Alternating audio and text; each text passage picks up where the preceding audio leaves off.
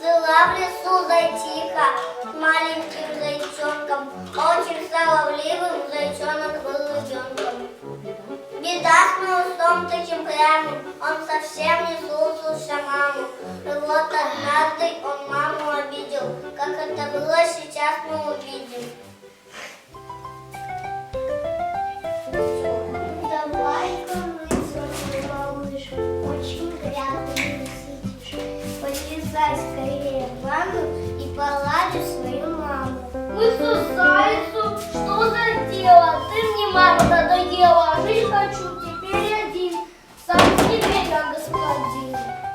Мама зайчиха, заплакав, ушла, и под кусточком в лесу прилегла. Вдруг слышу, что плачут зверята, маленькие, серые, голодные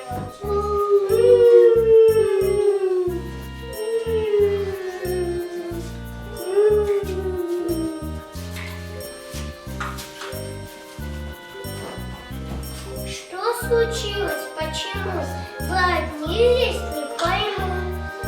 Мы живем совсем одни.